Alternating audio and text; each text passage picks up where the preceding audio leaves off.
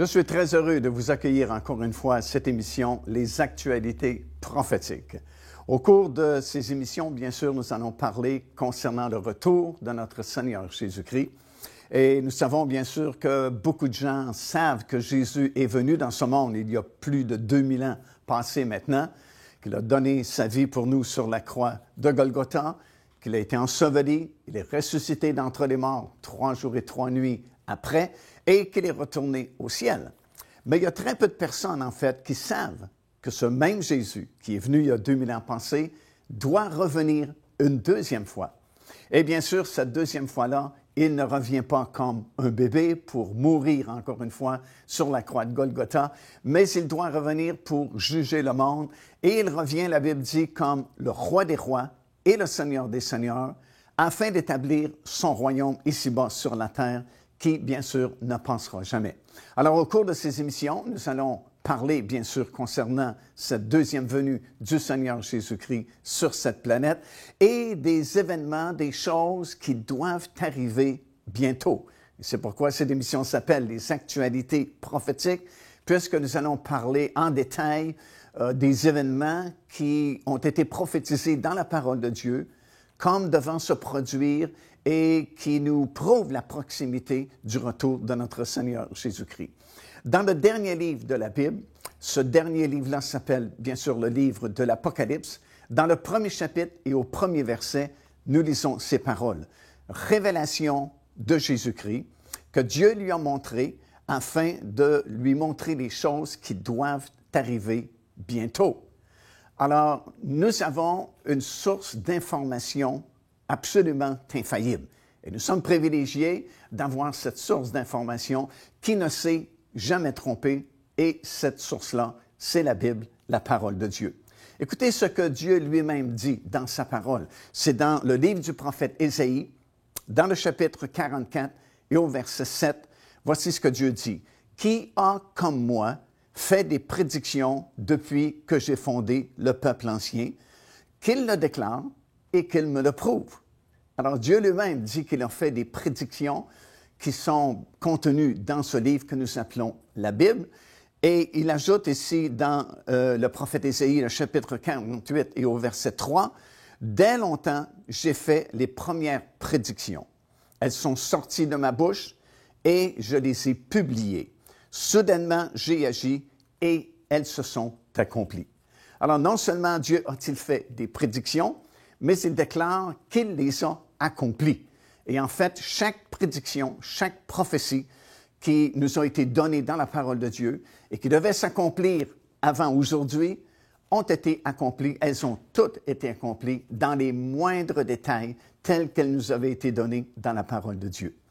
Rien n'a manqué, aucune prophétie qui avait été donnée n'a failli. Vous savez, tous les devins et ceux qui se spécialisent dans les prédictions, les gens qui prédisent l'avenir, se gardent toujours une marge d'erreur parce qu'ils ne peuvent prédire à 100% les événements qui vont se produire dans le futur, dans l'avenir. Mais notre source à nous, qui est la parole de Dieu, la Bible, c'est une source absolument infaillible et il n'y a aucune marge d'erreur puisque chaque prédiction qui devait s'accomplir avant aujourd'hui ont été accomplies exactement et dans les moindres détails tels qu'elles nous avaient été données dans la Bible. Et vous savez, plus il y a de détails, moins il y a de chances que ça s'accomplisse exactement comme ça a été prophétisé. Par exemple, si je prédis que demain il fera beau, j'ai 50% des chances que ça s'accomplisse parce qu'il peut faire beau ou mauvais, tout simplement. Mais si j'ajoute beaucoup de détails, si je dis, par exemple, demain il fera beau durant l'avant-midi, mais durant l'après-midi il va pleuvoir, déjà c'est plus compliqué à accomplir. Mais si j'ajoute beaucoup de détails, si je dis, par exemple, demain, dans le courant de l'avant-midi, il fera beau, mais ça va s'ennuager. Au début de l'après-midi, il va pleuvoir, mais vers la fin de l'après-midi, ça va redevenir au beau temps et il va pleuvoir durant la soirée. Alors, c'est beaucoup plus compliqué et c'est plus difficile à accomplir exactement comme ça a été donné. Bien, certaines prédictions dans la parole de Dieu, dans la Bible, avaient beaucoup de petits détails, mais malgré cela, tous ces détails ont été accomplis exactement comme ils avaient été annoncés dans la parole de Dieu. Alors, nous sommes vraiment privilégiés parce que nous avons une source d'information qui est absolument infaillible. Et au cours de ces émissions de télévision, c'est ce que nous allons examiner ensemble. Et nous allons prendre dans les différents livres de la Bible plusieurs prophéties qui concernent justement le retour du Seigneur Jésus-Christ et l'établissement du royaume de Dieu sur cette terre. Et nous allons les prendre une par une et les examiner ensemble et constater encore une fois que Dieu est réel, sa parole, c'est la vérité, et que chacune de ces prédictions qui devaient s'accomplir a été accomplie, ce qui est une garantie, une assurance que les autres prédictions qui ne sont pas encore accomplies, mais qui doivent arriver bientôt, comme c'est écrit dans ce premier chapitre du livre de l'Apocalypse, bien, vont se produire exactement comme elles ont été prophétisées dans la parole de Dieu. Procurez-vous cet enseignement disponible dès maintenant sur notre site web au www.paindevie.org. En visitant notre boutique web, vous pourrez commander ou même télécharger les enseignements. Vous trouverez aussi plusieurs autres produits contenant des centaines de sujets pour votre édification. Alors, afin de parler de ces choses qui doivent arriver bientôt, comme c'est mentionné dans le livre de l'Apocalypse, le premier chapitre et le premier verset, bien justement, nous allons nous servir de ce dernier livre de la Bible, surtout le livre de l'Apocalypse. Bien sûr, nous allons faire des recherches dans plusieurs autres livres bibliques, plusieurs autres livres prophétiques. Par excellence, il y a celui d'Ézéchiel et celui de Daniel, bien sûr, dans l'Ancien Testament, qui ont prophétisé concernant les événements de la fin, prophétisé concernant les choses à venir. Daniel et Ézéchiel, ce sont des gens qui avaient été déportés il y a plusieurs années passées d'Israël jusqu'à Babylone, lors de la grande déportation du peuple juif à Babylone. Et Dieu s'est servi de ces deux hommes-là, Daniel et Ézéchiel, afin de prophétiser et nous annoncer certains événements qui devaient se produire à la fin des temps, juste avant le retour du Seigneur Jésus-Christ et même après son glorieux retour. Et c'est vraiment très intéressant. Vous savez, il y a plusieurs années passées, lors de la première guerre du Golfe Persique, alors que les gens étaient vraiment inquiets concernant ce qui se passait, les événements mondiaux qui se passaient à cette époque-là, il y a un grand réseau de télévision ici au Canada qui avait fait une émission spéciale pour essayer de comprendre qu'est-ce qui se passait au sujet de cette guerre du Golfe Persique. Et j'avais été invité parmi d'autres invités afin de représenter le point de vue évangélique. Et alors qu'il y avait des gens dans le studio qui étaient réunis, il y avait des gens qui avaient été invités à l'occasion de cette émission spéciale. Quand ce fut mon tour, l'animateur me présente et me demande mon impression ou qu'est-ce que je pensais de cette guerre-là. Et j'ai vraiment surpris les gens en disant que j'avais de l'information privilégiée parce que je possédais 2 livres de 2 personnes qui vivaient à Babylone autrefois et qui avaient écrit concernant les événements de la fin qui se produisent sous nos yeux à cette époque-là. Et les gens avaient vraiment les yeux fixés sur moi en me regardant comme si j'étais vraiment quelqu'un de spécial. Et j'ai mentionné que j'avais ces 2 livres-là de Daniel et d'Ézéchiel qui vivaient justement à Babylone à cette époque-là et qui effectivement avaient prophétisé concernant les événements de la fin et concernant l'Irak et le Golfe Persique et cette région-là du monde. Alors nous allons bien sûr nous servir de ces 2 livres-là, surtout celui de Daniel, parce que c'est vraiment le compagnon du livre de l'Apocalypse et va compléter certaines informations que Jean nous donne dans la révélation qu'il a reçue sur l'île de Patmos. Et nous allons bien sûr avoir d'autres renseignements du livre de l'Apocalypse qui vont compléter les informations que Daniel nous a communiquées autrefois. Puis, il y a plusieurs autres livres. On va se servir du livre d'Ésaïe, de Jérémie, Osée dans l'Ancien Testament. Le livre de Zacharie, par exemple, qui est tellement riche en informations concernant la situation d'Israël, la ville de Jérusalem à la fin, lorsque le Seigneur s'apprête à revenir. Il va nous expliquer même l'heure précise du retour du Seigneur Jésus-Christ sur la terre, non pas pour l'enlèvement, mais son retour glorieux sur cette terre alors que son pied se posera sur le sommet de la montagne des Oliviers qui est en face de la ville de Jérusalem. Il va préciser que ce ne sera ni le jour ni la nuit, mais vers le soir. Parce que nous allons apprendre dans notre série d'études que ce retour se fera exactement le jour de la fête des expiations, qu'on appelle en Israël le Yom Kippour, et la fête commence toujours au coucher du soleil vers le soir.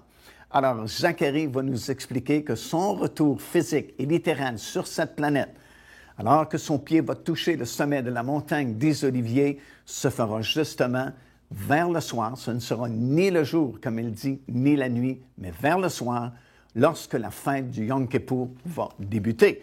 C'est des choses que nous allons apprendre aussi concernant l'accomplissement de toutes ces fêtes-là du calendrier de Dieu, à partir de la fête de la Pâque jusqu'à la dernière fête annuelle, la fête des Tabernacles, qui chacune d'elles devait être accomplie par le Seigneur Jésus-Christ.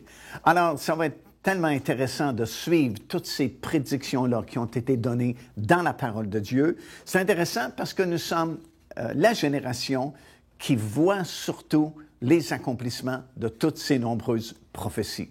Presque pendant 2000 ans passés, aucun prédicateur pouvait vraiment se tenir derrière son pupitre le dimanche matin et dire « Voilà, une grande prophétie vient de s'accomplir » et cela prouve que nous sommes très proches du retour du Seigneur Jésus-Christ.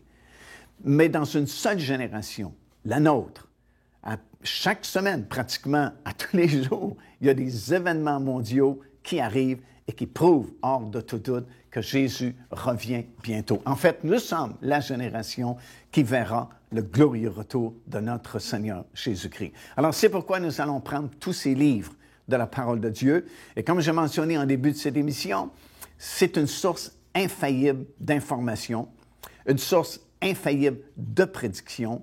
La Bible, en fait, est remplie de ces prédictions, de ces prophéties. En fait, on nous dit qu'à peu près un tiers de la Bible représente des prédictions d'événements qui doivent arriver dans le futur et dont la plupart sont déjà accomplis, comme on a mentionné en début de cette émission. Alors, tout au long de cette série de nouvelles émissions qui s'appelle « Les actualités prophétiques », nous allons prendre chacune de ces prophéties-là pertinentes au retour du Seigneur Jésus-Christ et nous allons les examiner dans ce contexte-là de notre génération qui voit l'accomplissement de tellement de prophéties, de nombreuses prophéties qui ont été données. Alors, nous allons parcourir tous ces livres-là, celui de Daniel, celui d'Ézéchiel, celui de Zacharie, Osée, Jérémie, Ésaïe et même plusieurs autres, et nous allons aller à la découverte de toutes ces nombreuses prophéties qui ont été annoncées d'avance, et nous avons le privilège de voir l'accomplissement à notre époque, dans notre génération. Dans ces livres-là, il y a beaucoup de choses qui concernent le retour du Seigneur Jésus-Christ, et c'est ce que nous allons souligner ensemble au cours de ces émissions. Devenez partenaire avec ce ministère par votre soutien financier et aidez-nous à planter le flambeau de l'Évangile à travers le monde entier. Vous recevrez un enseignement audio à tous les mois de la part de l'évangéliste Mario Massicotte, ainsi que notre bulletin de nouvelles prophétiques incluant des enseignements bibliques, des nouvelles du ministère et des commentaires sur les actualités prophétiques, telles que vues pendant cette émission. Débutez dès aujourd'hui en visitant notre site web www.paindevie.org ou par courriel à info@paindevie.org ou en nous écrivant à Pain de Vie, casier postal 426 800 Square Victoria, Montréal, Québec, H4Z 1J7.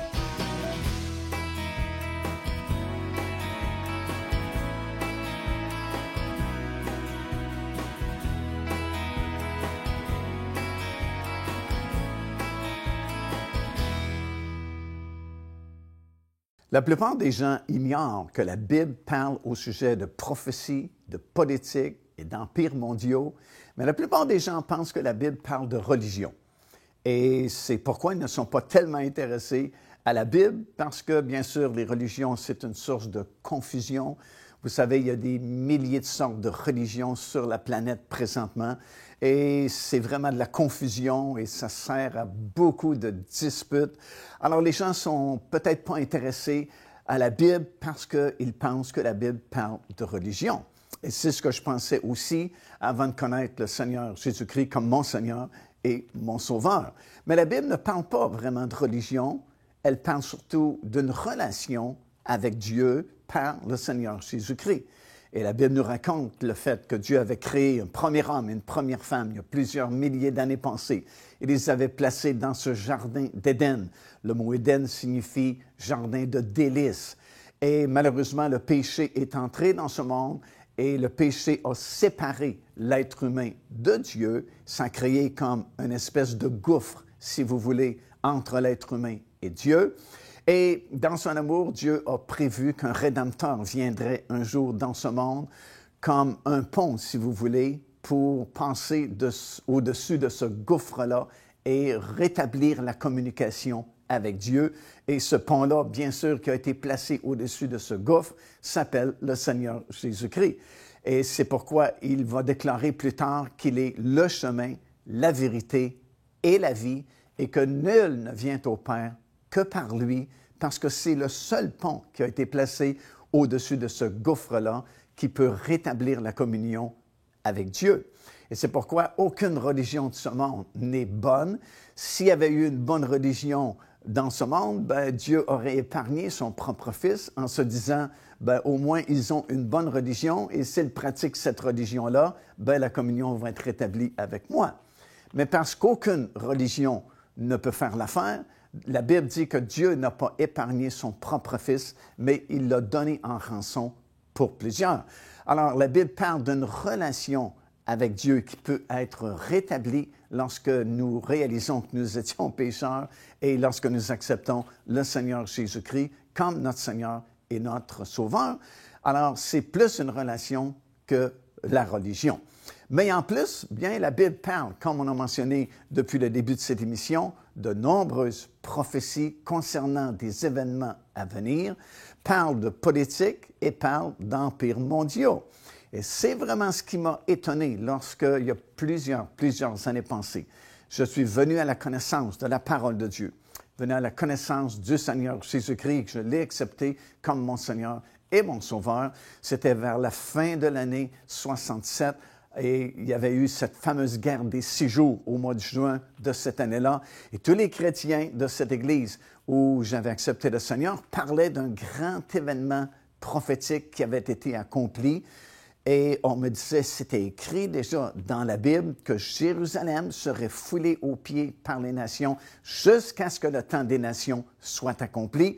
Et il disait au mois de juin 1967, lors de la guerre des 6 jours, comme on l'a appelé à l'époque, bien, Jérusalem a été libérée du joug des nations et est redevenue sous le contrôle juif, sous l'administration juive. Et effectivement, c'est ce qui est arrivé au mois de juin 1967. C'était une ancienne prophétie que vous retrouvez dans l'Évangile de Luc, dans le chapitre 21. Et c'est Jésus lui-même qui parle et qui va dire justement que Jérusalem sera foulée aux pieds par les nations jusqu'à ce que le temps des nations soit accompli. Et en ce mois de juin 1967, lorsque Israël finalement a pénétré par la porte des lions jusqu'au mur des lamentations, ils ont conquis à nouveau la vieille ville de Jérusalem, qu'on appelait à l'époque Jérusalem-Est, et immédiatement, ils ont annexé Jérusalem-Est avec Jérusalem-Ouest et déclaré Jérusalem capitale maintenant indivisible d'Israël. Et effectivement, c'était une grande prophétie parce qu'en cette journée-là, lorsqu'Israël a pris possession de la vieille ville de Jérusalem, ça faisait à peu près 2600 ans que Jérusalem n'appartenait plus au peuple juif. Parce qu'à peu près 2600 ans passés, c'est Nabuchodonosor, roi de Babylone, qui avait conquis Jérusalem, ensuite les Perses et les Mèdes, ensuite la Grèce, ensuite Rome, et puis plusieurs autres nations comme les Turcs. Et en 67, jusqu'au mois de juin de cette année-là, c'était la Jordanie qui contrôlait la vieille ville de Jérusalem. Mais en cette journée-là mémorable, qui était le 7 juin 1967, l'armée israélienne, comme j'ai mentionné, a conquis à nouveau la vieille ville de Jérusalem et c'était l'accomplissement de cette grande prophétie-là mentionnée par le Seigneur Jésus lui-même dans Luc chapitre 21.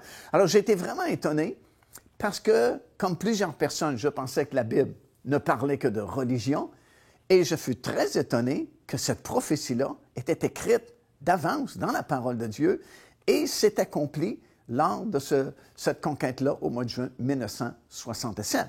Alors, pour plusieurs personnes, c'est vraiment une révélation de comprendre que la Bible parle au sujet de politique, empires mondiaux et est remplie de prophéties nombreuses. Joignez-vous à nous afin de célébrer le Seigneur et entendre le message de la parole de Dieu par l'évangéliste Mario Massicotte. Venez recevoir ce que Dieu a préparé pour vous. Visitez notre site web www.paindevie.org afin de connaître notre itinéraire. Nous serions très heureux de vous rencontrer et de vivre des moments forts avec le Seigneur.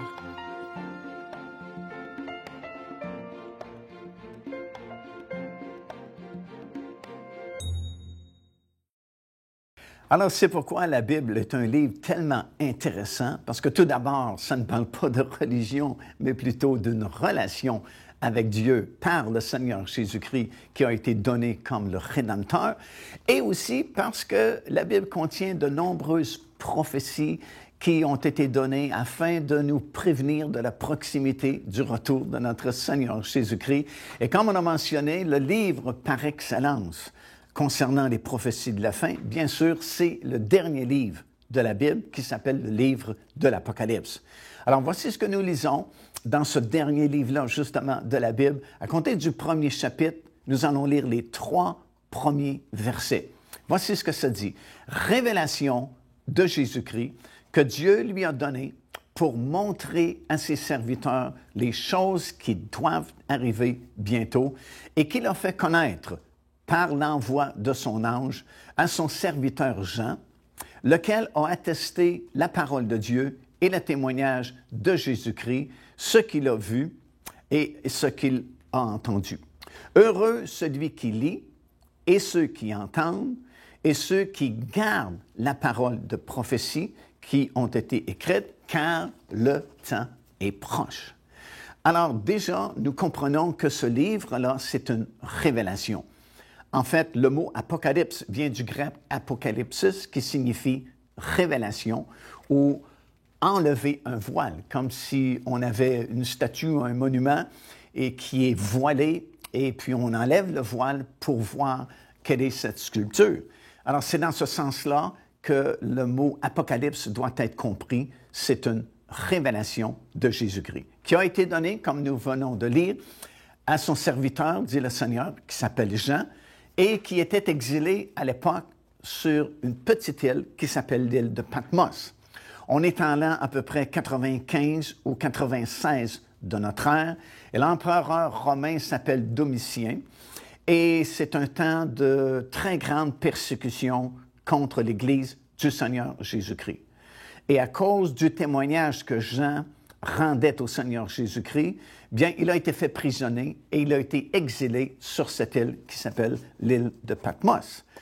À l'époque du Nouveau Testament, l'île de Patmos servait, si vous voulez, de prison pour ceux qui s'étaient fait prendre des malfaiteurs, si vous voulez, ou des brigands, et aussi servait de prison pour des prisonniers à caractère politique, si vous voulez. Alors, ceux qui avaient commis des crimes, des vols ou des choses semblables et qui s'étaient fait prendre étaient exilés sur l'île de Patmos et jetés en prison. Mais il y avait aussi des personnes qui étaient là et qui étaient des prisonniers politiques parce qu'ils avaient soit parlé contre le gouvernement romain qui contrôlait toutes ces régions-là à l'époque, ou qui avaient fait un soulèvement contre l'Empire romain. Bien sûr, Jean prêchait la parole de Dieu. Et le message du Nouveau Testament, le message de l'Évangile, c'est non seulement concernant le pardon de nos péchés, le salut que Dieu a proposé aux êtres humains par le Seigneur Jésus-Christ, mais c'est aussi le message du royaume de Dieu. Et le mot royaume vient du mot grec basileia, qui veut dire gouvernement. Alors, lorsqu'on prêchait le royaume de Dieu, bien, le mot royaume à l'époque était très répandu, très connu, beaucoup plus qu'aujourd'hui. Aujourd'hui, on se sert très peu de ce mot-là, mais nous utilisons beaucoup plus le mot gouvernement. Mais à l'époque, le mot royaume était en circulation et on prêchait beaucoup le royaume de Dieu ou le gouvernement de Dieu avec son roi qui est le Seigneur Jésus-Christ. Alors, ce n'était pas vraiment bien vu par le gouvernement romain, par l'Empire romain, parce que c'était vu un peu comme une compétition. On parlait d'un autre gouvernement, on parlait d'un autre roi, et Jean a prêché beaucoup, et ça nous dit dans la parole du Seigneur qu'il a été exilé sur l'île de Patmos à cause du témoignage qu'il rendait au Seigneur Jésus-Christ, parce que justement, il prêchait le royaume de Dieu ou le gouvernement de Dieu, prêchait que Jésus-Christ était le roi, et ça ne faisait pas l'affaire, bien sûr, de l'Empire romain. Et à cause de cela, on va se saisir de lui et il va devenir un prisonnier politique sur l'île de Patmos. Lorsqu'il est exilé sur l'île de Patmos, nous savons que déjà, Jean est quand même assez âgé et peut-être a-t-il pensé qu'il finirait ses jours, qu'il mourrait prisonnier sur l'île de Patmos. Mais probablement, à sa grande surprise, Dieu lui a donné la plus grande révélation qui a jamais été donnée à quiconque dans la Bible concernant les événements de la fin et concernant le glorieux retour de notre Seigneur Jésus-Christ. Et ça a donné le livre de l'Apocalypse, qui est le dernier livre de la Bible, qui est justement la révélation du Seigneur Jésus-Christ comme un dévoilement du Seigneur Jésus-Christ, à savoir qu'il est le roi des rois, le Seigneur des seigneurs, et le dévoilement également, ou la révélation qui va nous aider à comprendre comment Dieu va revenir et comment il va établir son gouvernement, son royaume sur la terre, qui sera établi à l'échelle mondiale et qui ne passera jamais. Alors, c'est vraiment un livre de grande révélation qui est le livre de l'Apocalypse. Car Dieu a tant aimé le monde qu'il a donné son Fils unique, afin que quiconque croit en lui ne périsse point, mais qu'il ait la vie éternelle. Téléchargez gratuitement l'enseignement « Le salut, c'est quoi ?» en visitant notre site web www.paindevie.org et recevez la grâce merveilleuse que Dieu vous offre. Alors, en terminant cette émission aujourd'hui, je vous invite vraiment à découvrir ce dernier livre de la Bible, le livre de l'Apocalypse, qui n'est vraiment pas un livre mystérieux ou caché, mais c'est plutôt, comme on a mentionné, une révélation. Le mot lui-même, Apocalypse, veut dire révélation.